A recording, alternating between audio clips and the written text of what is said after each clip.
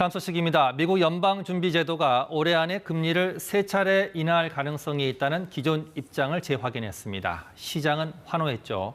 이 금리 인하 기대감에 뉴욕 증시는 최고치를 갈아치웠고 코스피도 23개월 만에 2,700선을 돌파했습니다. 자, 이제는 금리 인하 시점은 언제고 주식시장은 어디까지 오를지에 관심이 집중되고 있는데요. 김광석 한국경제산업연구원 연구실장 스튜디오에 나와 있습니다. 자, 어서 오십시오. 네, 안녕하세요. 오늘 미 연준회의는 금리를 결정하기 위한 겁니다. 네. 자, 금리를 5차례 연속 동결했어요. 네. 시장 예상 안에 있습니다. 이건 이제 뉴스가 아니에요. 네. 시장의 관심은 자, 그러면 연준이 올해 몇 차례 금리를 인하할 것인가에 주목하고 있었는데 네. 이게 뜻밖의 결과가 나왔죠. 네, 맞습니다. 말씀하신 대로 약 최근 2주 동안에는 시장에서 예. 미국의 금리 인하는 한 2번 정도 될 거야, 올해. 원래 3차례였는데 예. 예상이. 그러니까 2번 정도 될 거야 하면서 금리 인하 기대감이 좀 빠졌던 구간입니다. 예. 그런데 FOMC 회의 결과를 보니까 3번 원래대로 한대라고 예. 되니까 예. 금리 인하 기대감이 다시 올라가는 거죠. 예. 3번이나 하는구나. 예. 그렇게 되면서 당연히 주식시장에 반영되는 모습이라고 볼 수 있겠습니다. 네, 지금 그래픽 잠깐 나오는데, 예. 자, 사실 뭐 시장은 미국의 물가 지표가 3% 초반에서 계속 있으니까 2%대 목표에 내려오지 않아서 이번에는 조금 금리 인하 기대감이 좀 멀어지겠다고 했는데 오히려 파월 의장은 각종 지표에 그렇게 과도한 의미를 두지 않았습니다. 자, 네. 그러면 연준이 지금 미국의 경제를 지금 어떻게 보고 있는 겁니까? 네, 정말 여러분들도 그런 생각이 드실 텐데요. 예. 미국이 금리를 5.5%까지 끌어올렸습니다. 예. 근데 정말 5.5%까지 금리를 끌어올린 나라 맞는가 하는 질문을 많이 하실 겁니다.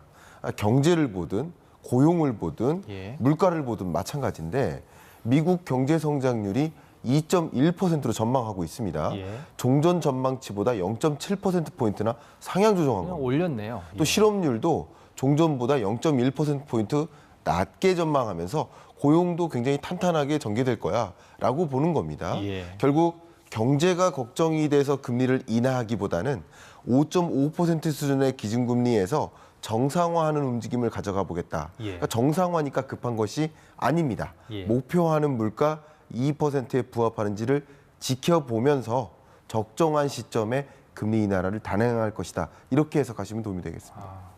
조금 전에 외신에서 파월 네. 의장이 2%의 물가 상승률을 버렸다. 네. 이렇게까지 지금 표현하고 있는데 자, 네. 시장의 관심은 그러면 미 연준이 첫 금리 인하를 언제 할지입니다. 지난번 나오셨을 때 네. 6월 아니면 7월이었는데 아직도 유효합니까? 네, 저는 아직도 6, 7월 정도라고 생각을 예. 하고 있습니다. 예.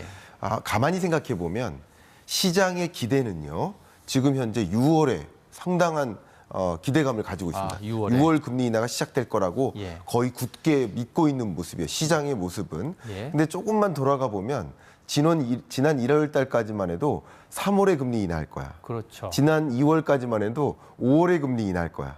그리고 지금 3월, 4월 들어서는 6월에 금리 인하할 거야. 이렇게 생각하는 것인데 예. 또 4월, 5월쯤 되면 6월이 아니라 7월이 될 거야라고 하면서 그 관역에 맞춰지는 모습이 전개되지 않을까 생각하고요. 예. 어쨌든 목표하는 물가 상승률 2%라는 목표 물가 수준에 부합하는 실적치를 보고서 예. 자신감 있게 확신을 갖고 금리 인하를 할 텐데 그 지점은 지금 전망대로 한다면 7월에 더 무게를 두고 싶다 이렇게 의견 드리겠습니다. 데이터를 보고 최종 확정하겠다. 그렇지만 미국의 금리 인하는 지금 확정적입니다. 네. 자, 근데 우리랑 지금 금리 차이가 최대 2%포인트입니다. 네. 한국은행은 언제쯤 금리를 인하할 계획일까요? 좋습니다. 한국은행의 금리는 역시 국내 상황도 필요합니다. 예. 조정을 해야 됩니다. 예를 들어서 경기 안정됐는지, 물가 안정됐는지, 또 금융 안정 괜찮은지 다 진단하면서 금리를 결정하겠지만 예. 역시 한 가지 요인, 한미 기준금리 격차를 고려하지 않을 수가 없습니다. 그렇죠. 결국 선제적으로 금리를 인하했다가는 또 급격한 외국인 자금의 유출로 큰 충격을 얻을 수 있겠다라는 우려감이 있기 때문에 네. 미국의 금리 인하 시점 이후에 대략 한 달에서 2달 정도 격차를 두고 금리 인하를 할 것이다. 이렇게 판단할 수 있겠습니다. 7월에 미국이 금리 인하를 하면 8, 네. 9월 정도에는 한국은행도 고심할 수밖에 없다. 이 그렇습니다. 말씀인 것 같아요. 네. 자, 금리 인하 기대감에 지금 뭐 미국 주식 뭐 코스피 오늘 활짝 웃었습니다. 네. 미국 주식은 계속 사상 최고치를 경신하고 있는데 네. 이 주식 상승세의 흐름 네. 언제까지 이어질까요? 자, 이 기준금리 인하라는 이 수순은 2024년 연내 계속될 것이고 예. 또 2025년에도 대략 3차례 정도의 추가적인 금리 인하를 단행할 것입니다. 예. 금리는 중력처럼 작용하기 때문에 금리가 떨어지는 구간에는 상대적으로 주식시장으로 돈이 이동할 수밖에 없습니다. 네. 그래서 2024년에는 중장기적으로는 온기가 발생한다는 거죠. 우상향하는 흐름을 볼 수 있겠습니다. 다만 앞서 잠깐 말씀드렸던 것처럼 금리 인하에 대한 기대감이 너무 과도했기 때문에 예. 또 실망감으로 전환되는 그런 구간마다 다시 한 번씩 조정되면서 우상향하는 그런 그림을 그리지 않을까 전망하고 있습니다. 뭐 주식시장 얘기를 하셨으니까 네. 오늘 삼성전자 얘기를 안 할 수가 없습니다. 뭐 네. 이틀 연속 급등해서 지금 8만 전자에 육박을 했는데 네. 분위기는 좋고 만약 실적까지 받쳐준다면 8만 전자 돌파는 뭐 가능한 일입니까? 네. 답변부터 드린다면 좀 희망적으로 답변 드리겠습니다. 예. 네, 가능한 일이다라고 말씀을 드리겠고요.